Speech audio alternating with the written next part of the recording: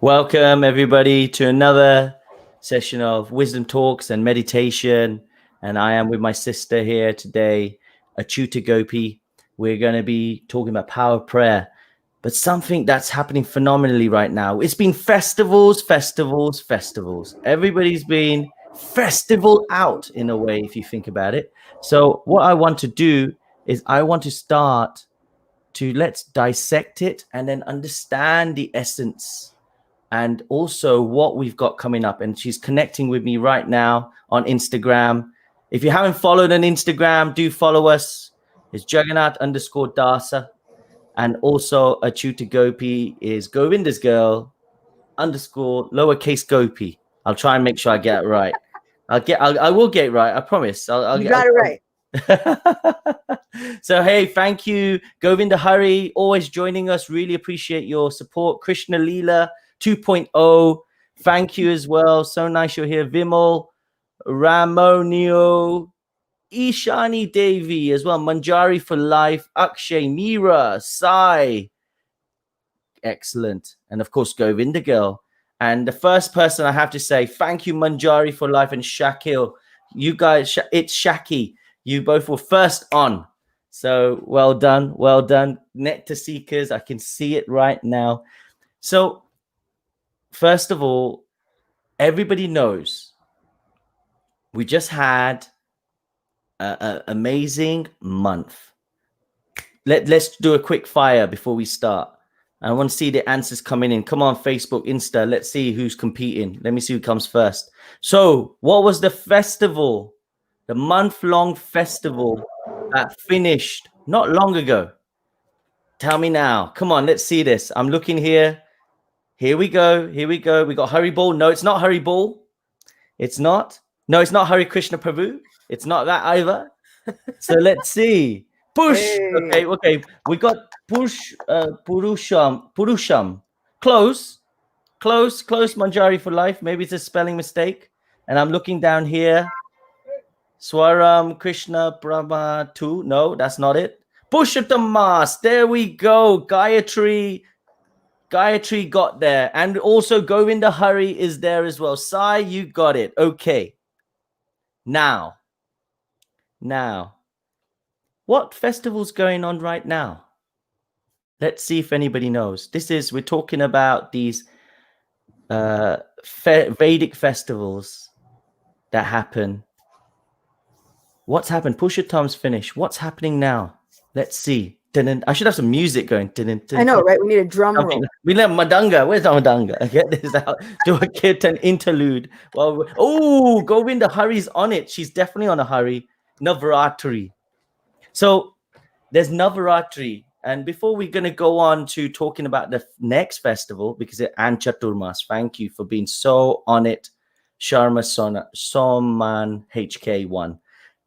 So before we go on it, yes, Damodar will be coming, Manik, but we've got Navratri happening just right now. So I just want to come on to this point about Navratri, because some people were asking, why do we celebrate it? Why are we? I know we as Hare Krishnas love festivals. We are festival junkies. It's fantastic. It keeps us going. But if I can ask you, Acyuta Gopi, what's the significance of Navratri? Well, there are 9 days dedicated to the divine goddess Devi.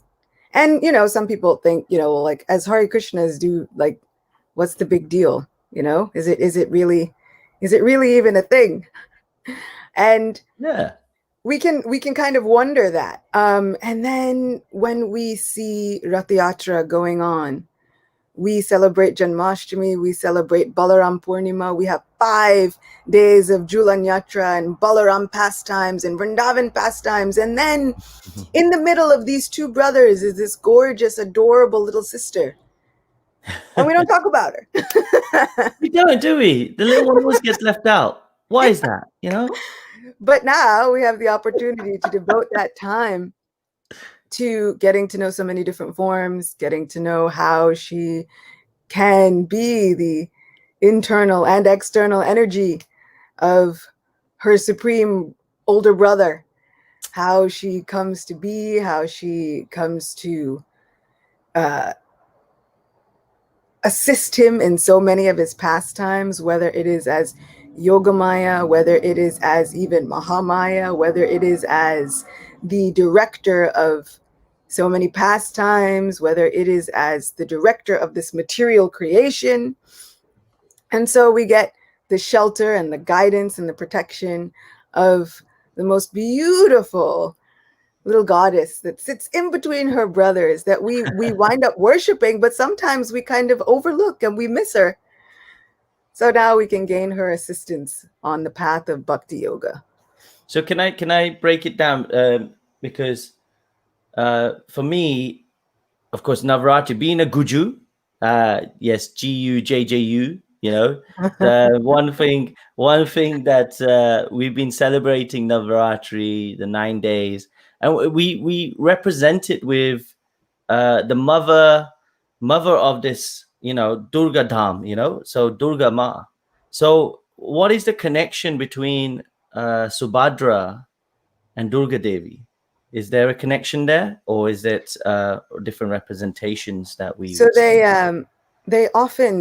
they've asked so many times, because you see so many manifestations. You see like Yogamaya, you see Mahamaya, you see Subhadra Devi. Like, what is going on?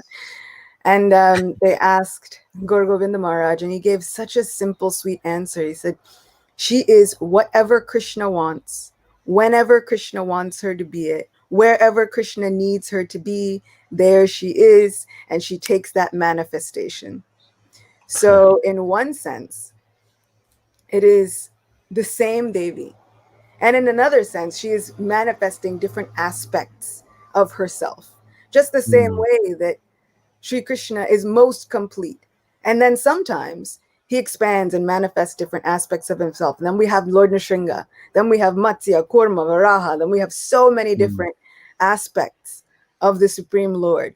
And then we have an even more merciful one. We have Lord Gauranga. So we have so many aspects of this one divine goddess who is whoever the Lord needs her to be, whenever he needs her to be that, at whichever place he needs her to appear. What now, that is true service. Yeah. It's like sometimes the mood comes in when we even talk about service.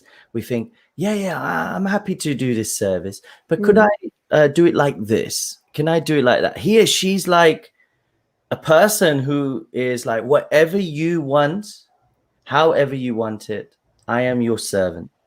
What a lovely mood.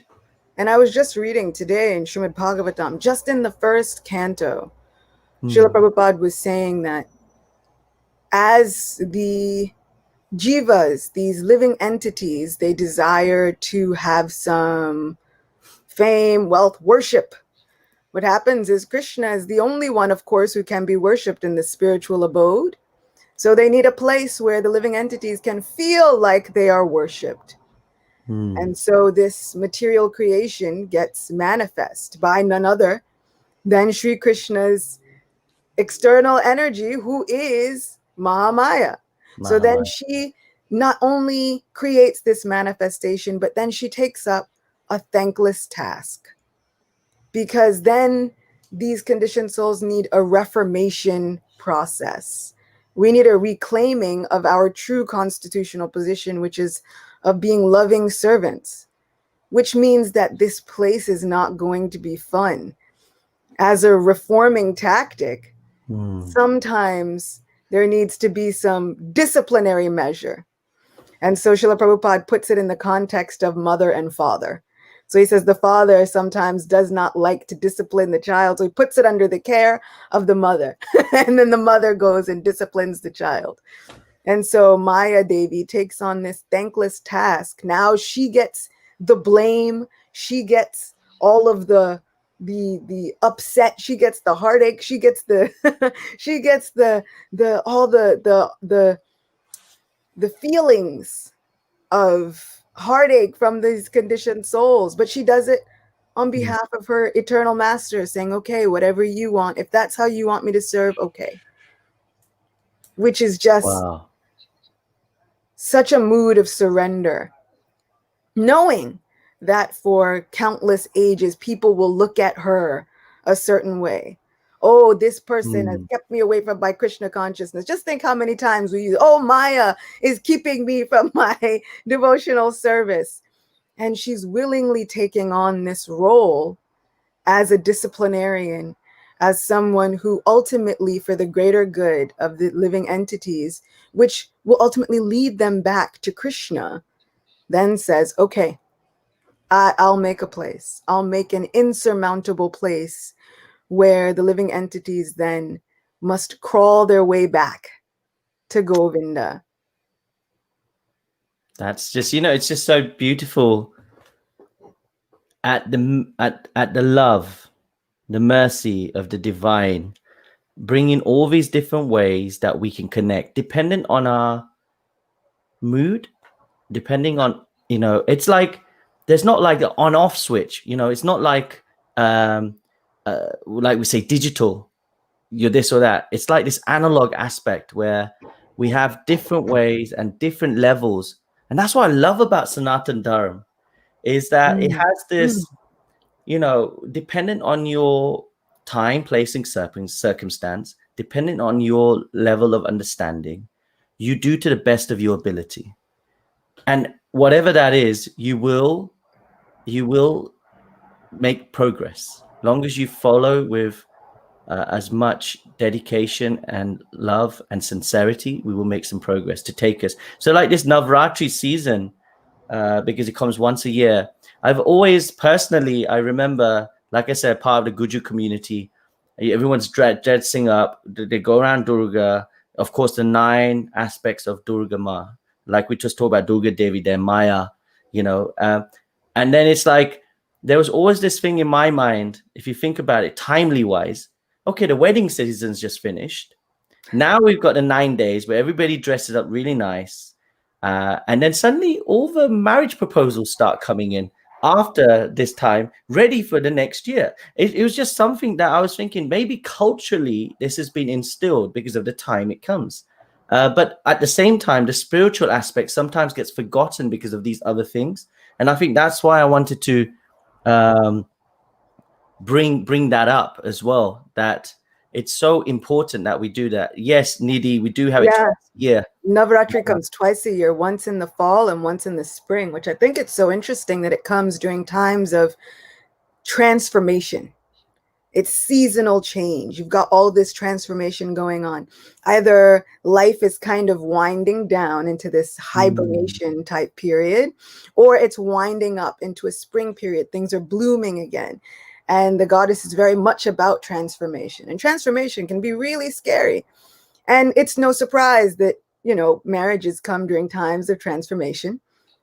Girls are going to new homes. They're accepting new families, so to speak. Within Vedic times, it's like accepting a whole new personality, a whole new life. You transform from one aspect of your life where you were a girl brought up in your father's house to now transforming into a new family role, into a new family, into a new position, sometimes even into a new stratus in society. So during times of transformation, we get to call on this great goddess for her protection, for her love, for her mercy, for her compassion and guidance into moving into these new transformational positions as she rules transformation. Lord Shiva and Mahadevi are so very integral to transformation. And as we look at all of the divine celestial gods, we see how they can help us in our lives. We have Lord Brahma with creativity, with the process of creating, with that impetus, that spark, that passionate mindset, that fire of creativity. And we have Lord Shiva, who we often think of as destructive, but really he ushers in new transformations. It's new waves of what's coming. And we have his goddess, who is the other half of him, which they don't function well without the other. Yes. So we see that in order to have these transformational processes, we need to be able to welcome that softness along with the fierceness that is going to come. So sometimes it looks a little scary. You know, we look at Lord Nrsingadev. Sometimes he looks a little scary, but Yeah. really we can welcome that as a form of protection, protecting us for what is to come and enlivening us, emboldening us, making us brighter for our future pathway in devotional service. That's fantastic. You know, one thing I'm noticing as you're speaking, the heart's coming on Insta. They're really loving what you're coming out with, and this aspect of transformation, bringing that new you on. And I think that's really nice to know. And that's why maybe Diwali is there as well. That showing Yeah, that as a new welcoming the year. new. That's it. You know, we're gearing up to that aspect. And one question, before we go on to our next part, was there's a few questions coming, and I thought it'd be a nice point at this point, because it's specifically to do with Navratri. So Mira JPS says, I was told that devotees of Krishna, they don't take part in Navratri. Is this true? She's saying, why is this? I'm just rephrasing it. Well, I mean, the thing is, they say that in Gokul, in Sri Krishna's own abode, they would celebrate Navaratri. They would celebrate Holi. They did a whole month-long Katyayani Vrat. All of the gopis did. It's about how you take part. It's about your mindset. And in so many of the pastimes of Navaratri, it is said that the goddess bestows so many blessings each day. But to those whose hearts are filled with the correct mindset and devotion, for those who are materially minded, who just want wealth, power, fame, all these different things, she presents the illusion. She presents the covering and that veil. And so there's always that dual-edged sword, you know. But for those who have true devotion within their hearts, then she offers the pathways, and she clears all the pathways to devotion. She makes sure that she personally ushers you closer to her Lord. She says, I stand in his shadow. And if there's anybody, like, could there be anybody closer to you than your own shadow? So then she has the potency to be able to usher one closest to the Supreme Lord, but only if we prep our hearts with the right mindset. So we often pray, because how can we neglect? It would be like saying, oh, Acyuta, I like you, but I don't like your two brothers and your sister. And I'd be like, wow, we can't be friends then. Exactly. So it's like saying, we love Jagannatha, we love Baladev. Lady Subhadra, sorry, we're not gonna pay any attention to you. So of course we don't neglect her, and we offer all respect, and we offer prayers and our deepest gratitude, because she can bless us with the most powerful blessings that a little sister can give. She is born on that same Janmashtami day as Krishna. In Jagannath Puri, their birthdays are celebrated on that same day. She is his twin. So Janmashtami is a day for fraternal twins. They are both born from Mother Jashoda. She is given birth to a boy and a girl. And so mysteriously, that girl is then taken into Kamsa's prison house. So when Kamsa sees this girl, then Devaki is saying, you won't be killed by a girl, you'll be killed by a boy, just let me have this one girl. And he takes the girl ready to dash her upon the stone, and she rises up into the sky as Ma Durga, as actually the form of Katyayani. And then she goes to the Vindhya mountains. And so the day of worshiping the goddess Katyayani is actually today. And so this is the form that Kamsa sees, and she goes to the Vindhya hills afterward. And then she reappears mysteriously as an expansion as Subhadra Devi. So this is why, as Krishna Bhaktas, we can't ignore the fraternal twin. She is his twin. We can't ignore her. So we have to worship in the right mindset. And so nothing is outside of Krishna consciousness.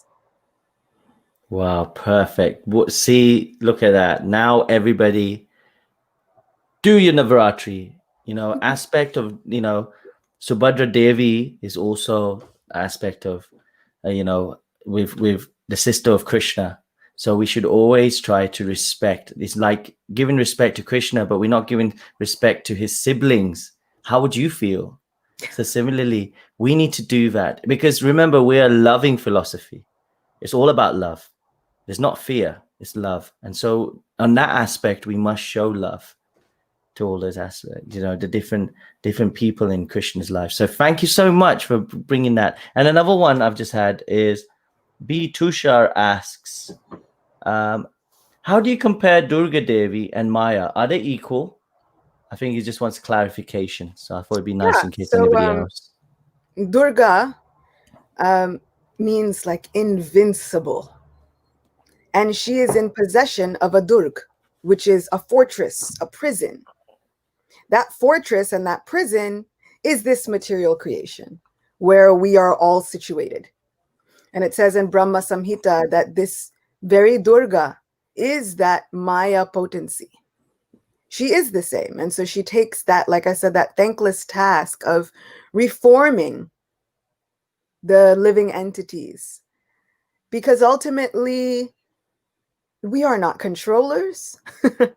We cannot control her sphere. She is the mistress of this place.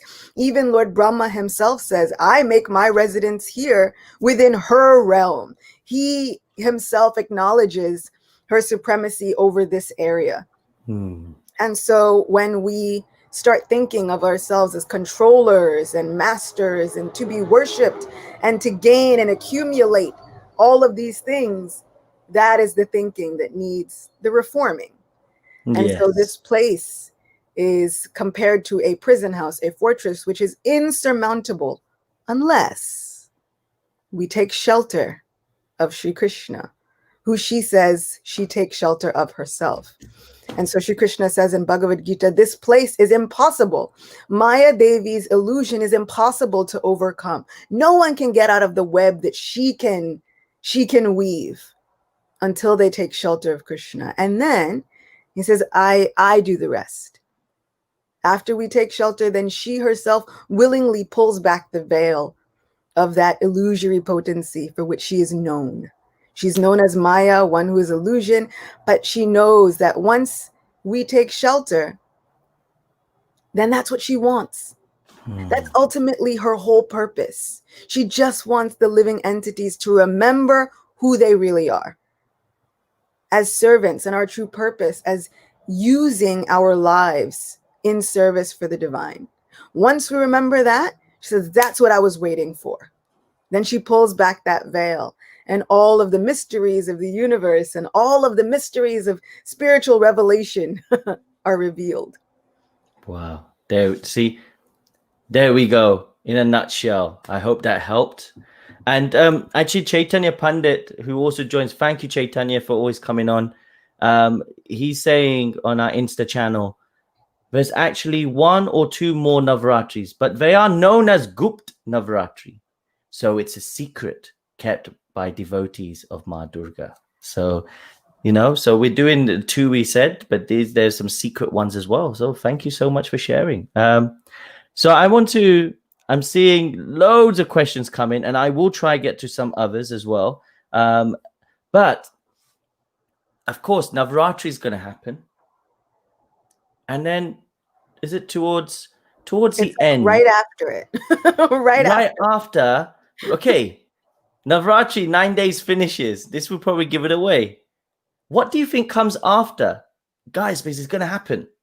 It's happening. So we've got Navratri ends, then we have Dashera, we have Vijayadashmi, then we have a beautiful Ekadashi, and then in the next full moon. Here we go. Drum rolls, please. What comes next after those points? Let's see.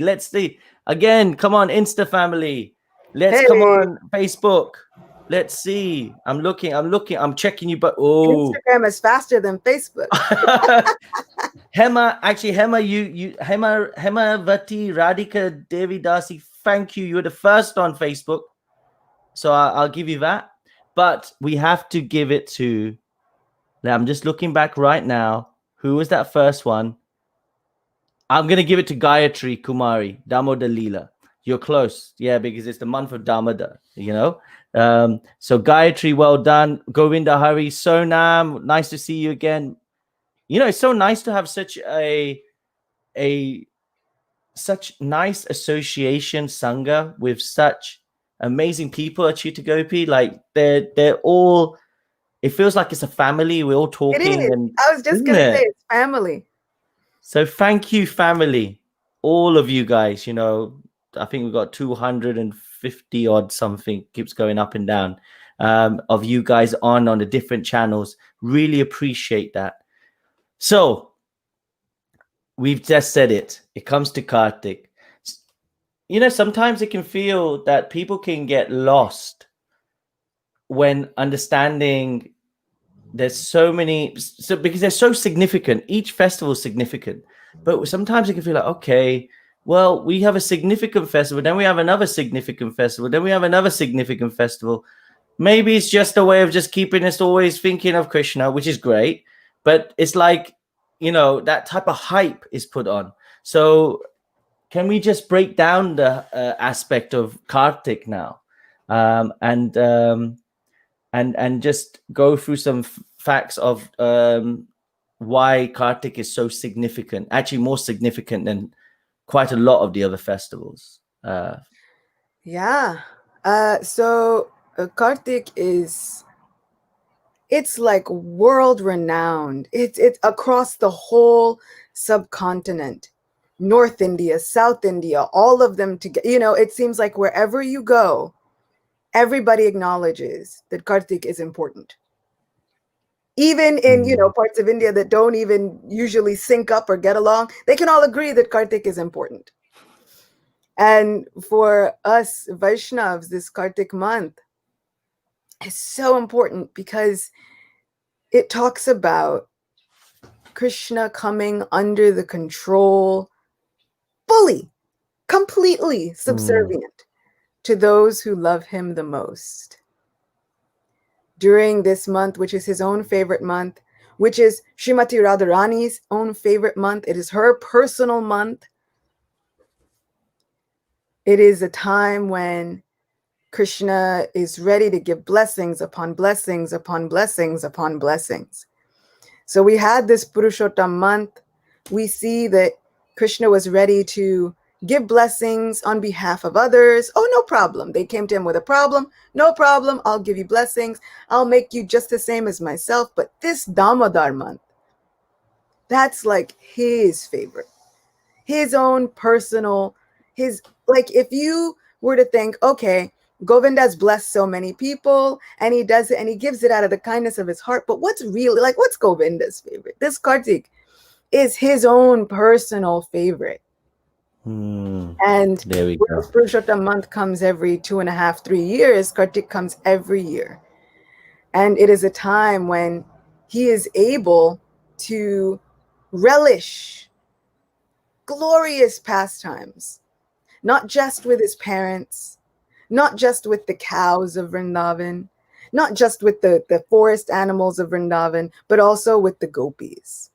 And it becomes very like esoteric pastimes, sweet pastimes, secret pastimes, public pastimes, all kinds of things. And so he was able to fulfill all desires, so many desires during Kartik. We have so many occasions for joy.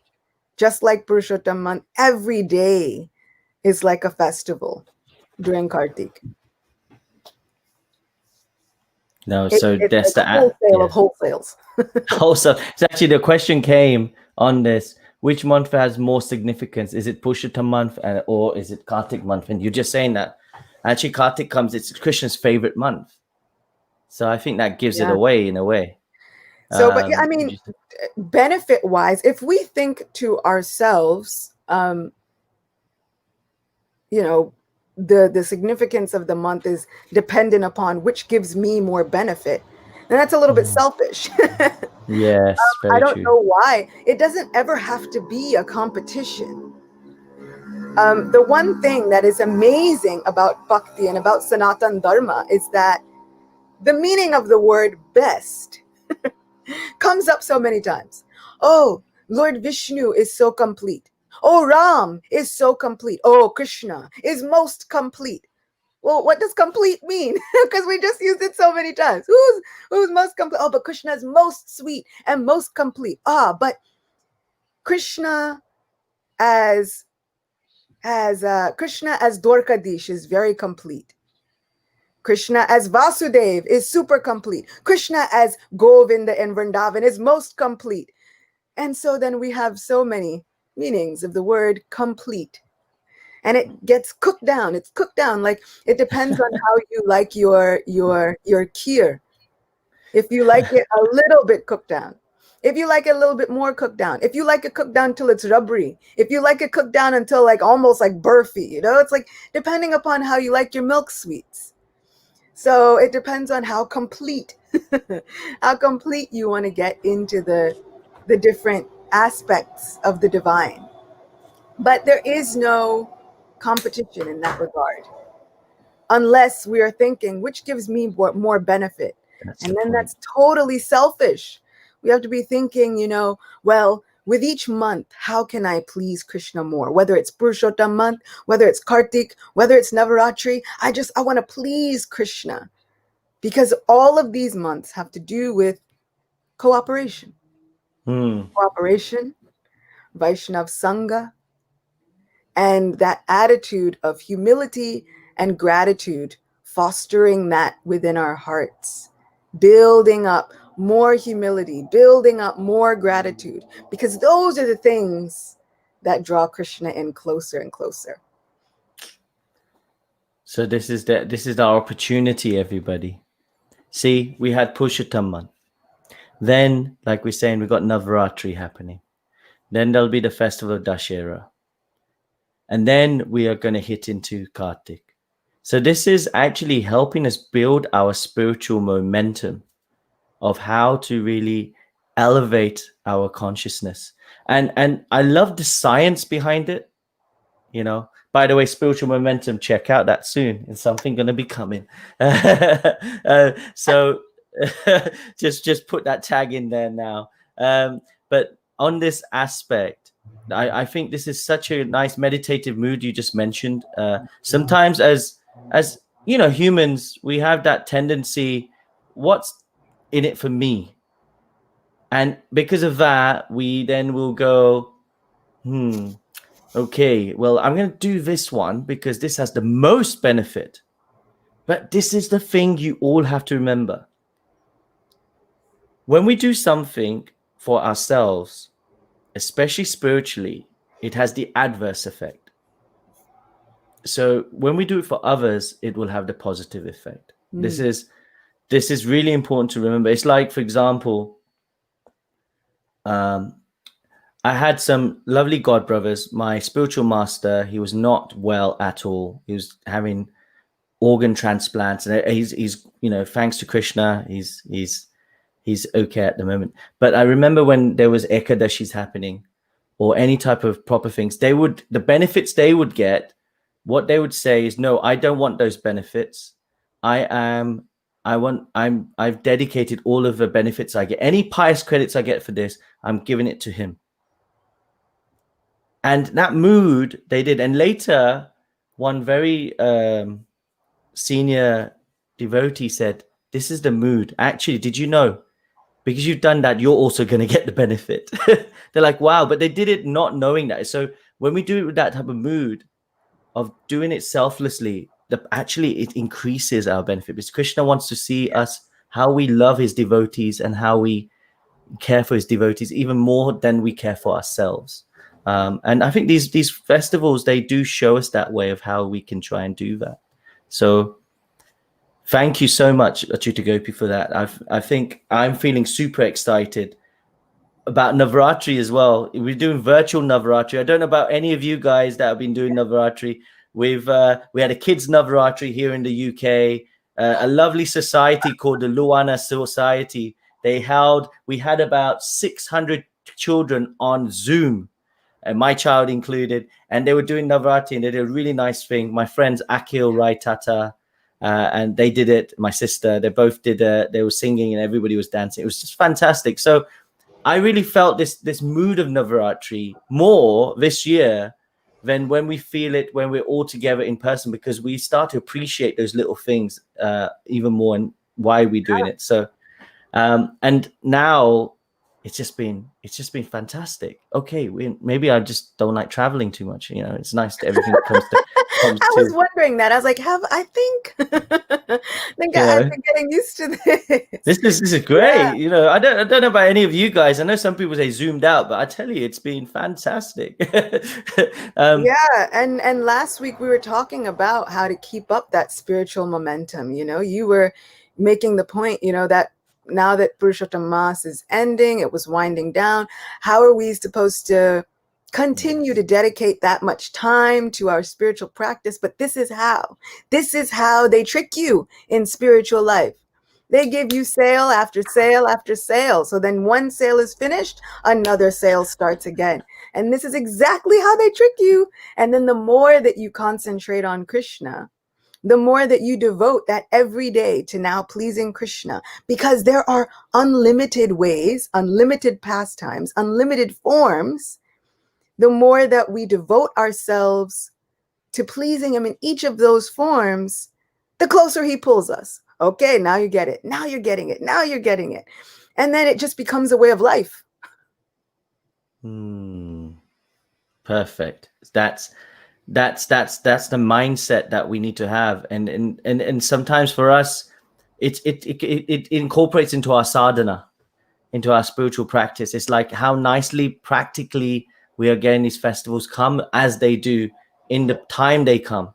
You know, that's what I find really amazing about it. So talking of now Kartik itself, we have to, there's this, like you said, we need to have that mindset, to keep us going.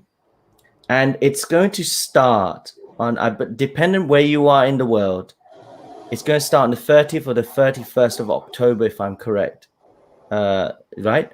So now everybody, the reason we're starting to talk about it now, and next week will be part 2 of this, and then we'll probably be talking more about it when we're in Kartik itself. But right now, we want to set those foundations right. And we want to make those things that can help us, what we should try and do, what are the advantages of trying to do certain things to help us. So on this basis, to set our foundations right, to get us in the mood for this Damodar month, is there some tips or some advice, Acyuta Gopi, you can give us that we can try to start to plan and think about from now? So once again, there's the idea of taking up a vow or a vrat or some sort of promise for this month. And what I like is, for a few years, for many years actually, I would give up something. And totally, of course, you can. That's always sure. Lots of people do. And you don't ever have to tell anybody what your vrat is. It's a personal vrat that you are carrying with you within your heart. And then after a while, in talking with my sister, we kind of decided that we felt really a lot better adding things in. In a certain way, even if we still were taking things away, we wanted to add something in. I wanted to add some more japa in, or maybe some more reading and recitation of the pastimes of Lord Krishna, or add something more in. Add in an extra hour a day of katha, or an extra 15 minutes a day of something spiritual, rather than just taking something out. Which got me thinking about the real mood of renunciation. Because for me, that attitude of renunciation, if we take something away, if we fast half day during the whole month of Kartik, every day fasting half day, but then the whole time you're just thinking about the fact that you're not eating, you're thinking about fasting. Is that real renunciation? All of the greatest renunciates, all of the greatest lovers of God, the greatest mystics, Even Lord Shiva himself says that even in regards to his renunciation, he just doesn't know what's going on in the outside world. He's oblivious because he says his renunciation is on Lord Vasudeva. Lord Vasudeva is not just a person, but is a state of being where one is completely focused on the Supreme Lord. Vasudeva then also becomes a place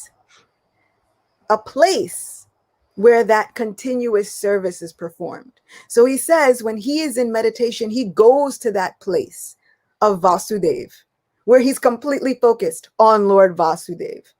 So his renunciation is not that he's thinking, oh, I'm giving up these things. He's just so focused on his love and service that he's oblivious to everything else. And so that to me brought up the real mood of renunciation, not that I give up all these things and I'm constantly thinking about what I'm giving up. Or, you know, it's like trying to treat addiction by constantly reminding yourself of the addiction. Srila Prabhupada also says always that we have to give ourselves the higher taste, and then the lower one gradually just naturally falls away. And it's the same, you know, you give yourself a different focus.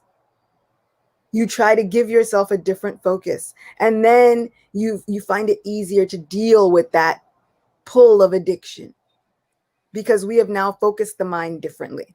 So if we add in more Krishna, then naturally the time that we have for other things starts to teeter on the seesaw. On that balance scale, the Krishna scale gets heavier and heavier, and we just gradually have less time. And the more time we spend focusing on the sweetness of Krishna, the more our hearts get entranced by that sweetness, the more we want to hear about it. And so it's encouraged. That's why it's encouraged to hear and read about the stories of Krishna every day.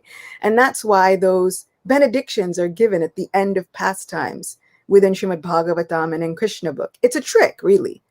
The benefit is there just to get you to read the pastime, because we think, oh, I'm doing this for this benefit. But the real reason is the more that you hear about it, the more your heart is drawn to it. The more that love is there, the more impelled you are to do it more and more and more. Because if we really think about it, how long do we do something out of fear? It doesn't last too long. But the more that we do something out of love, we find that in a new relationship, we won't eat, we won't sleep, we don't think about anything else other than that other person. We are consumed with that other person. And so Srila Prabhupada says that love is the only way. That loving relationship with the Supreme is what really gets us in our spiritual lives. So the benefit is there. It's a trick. It's a ploy. It gets you to come close. Like you said last time, here's a little bit of candy. Go hang out with that person. But then you realize this person is amazing. Why wasn't I hanging out with this person before? And then more and more and more, because of a genuine loving relationship, gradually we find out that we're hanging out with this person. And then all the things that we had time for before, they gradually fade away. Perfect. So this is the foundation of what we want, to try and with our promises, with the many vrats that we have, even if you decide to take something away, add something in. Add in 15 more minutes of mantra meditation. Add in 15 more minutes of hearing or reading. Just add something, add more sweetness. Somehow make your part of your vrat to add more sweetness of Krishna into your day and watch the magic happen. Love it. And Sachinanda Swami, I remember in retreats, we're talking about doing a sankalpa. You know, right now, it's like, you know, vrata, sankalpa, this, you know, trying to create that promise, that type of, do something that really will, you know, is beneficial for more for, you know, you, but it's also whatever, you know, for the divine here. Not that the divine needs anything from us, but he wants to see our love. And one thing that I thought this is really nice. So if you're a person that's, say, new on the platform of spirituality and you think, oh, I'm not sure. Well, guess what? A lovely suggestion has come from It's Shakshi, and it says we can give up slander and gossip, if not anything else.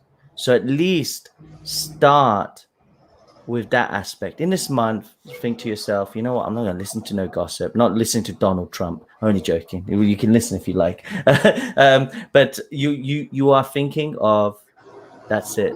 You know, I don't want to hear, because that is the good foundation to start on. It is. And then build. And one thing that I love doing, sometimes if we tell ourselves the negative point, our minds will latch on to that negative point. Like if I were to tell you, don't think about the color blue, somehow you start thinking about the color blue.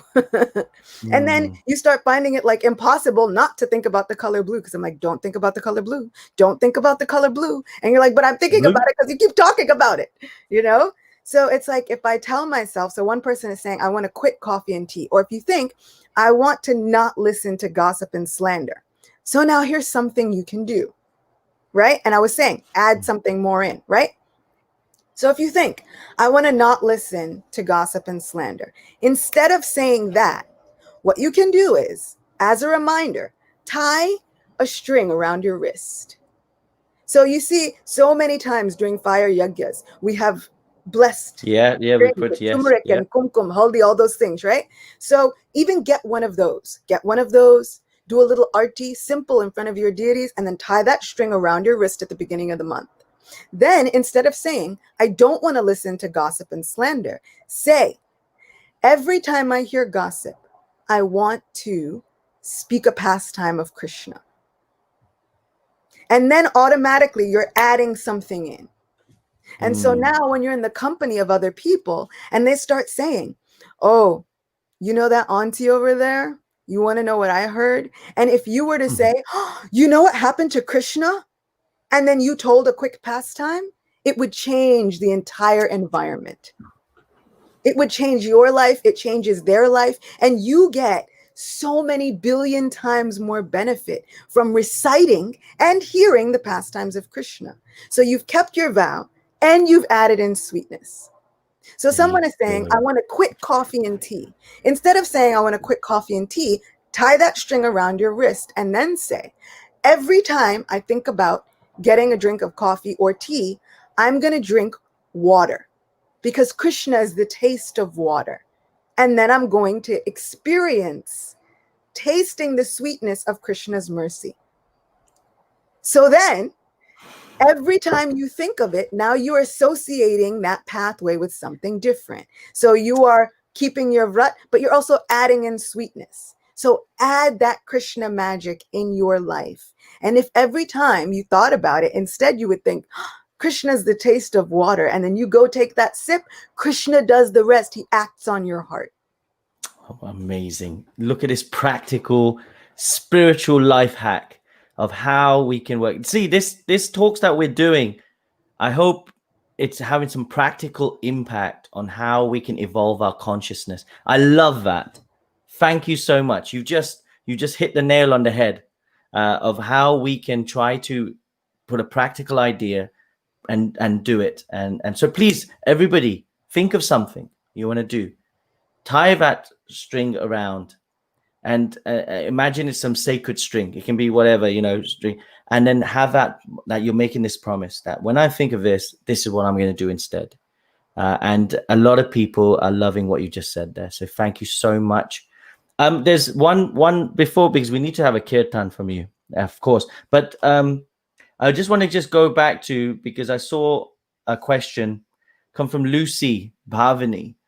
And she said, I am new to Krishna consciousness, and previously I was a Durga devotee. Is it still appropriate to perform puja to Durga? I'm asking this question because I think it's, again, we're talking about practicalities, etc., and we talked about Durga, and I just want to see your thoughts on this, and if you can help on that question, please. Yeah, so I think this question is so important for so many people. We have family members. Sometimes you come from a family who would do Ganesh Puja, And then you become a Krishna devotee. And then sometimes you think, I have to throw all that out. Sometimes you come from a family who were Christians. And then you think, oh, do I have to throw all that out? No, you do not. So the question is, what is the mindset that we now approach with Durga Puja, with Ganesh Chaturthi, Ganesh Puja, with even Christian worship? So what is the mindset? The mindset is this personality has access to Krishna that I don't have. They can give that access to me. Yes. Now I want to pray, oh Ma, oh Durga Devi, you are the mistress of this entire creation. Can you help me get closer to your brother, your twin? Can you help me? Can you introduce me to him? Because sometimes, little sisters, we have rights that other people don't have. We can introduce all kinds of people to our older brothers. And then they're like, okay, I'll give some mercy to that person because my little sister said. You know, they treat the little sisters just like their very own children. So now we can say, oh, Ma, I'm under your shelter. I've been under your shelter my entire life. And you are treated just like Krishna's own, his very own sister. Can you help me? Clear the pathway of my devotion.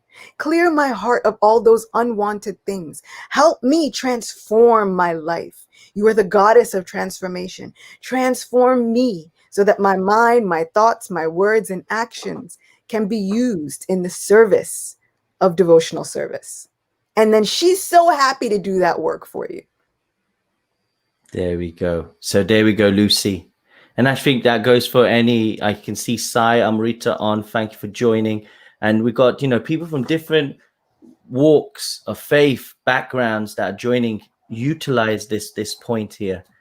Doesn't mean you just have to forget, but you understand the position of that deity and how they are closer to the divine than we ever can be, and channel that energy through them. That's why, Lucy, you are here. Thanks to Mahadurga that you are here, and we're getting your association. So I just want to say thank you. And thanks everybody for joining today. Sketchy Sadhana, well done. Keep going. And she's saying, Jay, that's amazing. And everybody else. And Crystal, I saw your message that you said, oh, sorry, I'm late. You're never too late. Just come on when you can. And if you missed a bit, join us afterwards, because I will be loading these on IGTV. So if you're not following on Instagram, I really suggest you join us, because trying to create a conscious community there where we can really, really connect. And it's where I'm speaking to people on a more regular basis. If you have questions, some of the people on right now I've been connecting with. So if you'd like to be in contact, please do. I'm happy to serve you. Join me at Jagannath_Dasa. You'll see it on Facebook up here. I'm pointing there because that's where it is for them. But you guys who are on here, if you like, please do. And also, before we have Kirtan from Her Grace Acyuta Gopi, I want to just say that she has a book out, as you know. This is probably a good time to read it as well. And this book will really help connect the love for Krishna that we have inside us ourselves. So if you want this book, then please go to www.mybook.to/prema. So check that out and have a look as we're don't go right now, go afterwards. So on this basis, please, Acyuta Gopi, I would love if we could have a lovely kirtan from your good Absolutely. self. Hare Krishna. Jaya Shri Krishna Chaitanya Prabhu Nityananda Shri Advaita Gadadhara Shivasadi Gaura Bhakta Vrinda Hare Krishna Krishna Krishna Hare Hare Hare Rama, Hare Rama, Rama Rama, Hare Hare, Hare Krishna, Hare Krishna, Krishna Krishna, Hare Hare, Hare Rama, Hare Rama, Rama Rama, Hare Hare, Hare Krishna, Hare Krishna, Krishna Krishna, Hare Hare, Hare Rama, Hare Rama, Rama Rama, Hare Hare, Hare Krishna, Hare Krishna, Krishna Krishna, Hare Hare, Hare Rama, Hare Rama, Rama Rama, Hare Hare, Hare Krishna, Hare Krishna, Krishna Krishna, Hare Hare, Hare Rama, Hare Rama, Rama Rama, Hare Hare, Hare Krishna, Hare Krishna, Krishna Krishna, Hare Hare, Hare Rama, Hare Rama, Rama Rama, Hare Hare, Hare Krishna, Hare Krishna, Krishna Krishna, Hare Hare, Hare Rama, Hare Rama, Rama Rama, Hare Hare, Hare Krishna, Hare Krishna, Krishna Krishna, Hare Hare, Hare Rama, Hare Rama, Rama Rama, Hare Hare. Wow. Thank you so much, Acyuta Gopi, for this lovely session, this practical advice, and really helping us to nurture and get the mindset right about festivals and how we heard about Ma Durga and how she is the sister of Krishna and how we can connect, and respect her as well. And also now Kartik's coming, how we can gear up with some of the type of, should we say, sankalpa vratas that we can do and some practical advice that you gave on that. So thank you so much. And everybody, it's not over. I would love it that you join us next week, next Thursday, Power of Prayer Thursdays. We're going to go deeper into Kartik. You'll be hearing things that maybe you've heard before, but maybe you haven't. And also the intentions, how we can really ignite our intentions in the right mood to get the best out of this festival. So please do stay tuned and let's help our spiritual momentum fly high. And Acyuta Gopi, please, thank you so much. Always look forward to my Thursdays with you. And Yes. Let's Every do single this. session I feel like is like my favorite. Every session, oh, that was my favorite. But now I'm taking what you said and putting it as my Kartik hashtag. We often offer lamps and diyas during Kartik. Ignite your intention. I love it. Yeah. That's my slogan for Kartik 2020. Ignite your attention. There we go. Let's do that. Thank you, everybody. And have a great, safe, and spiritual day. wherever you are in the world. Hare Krishna. Take care.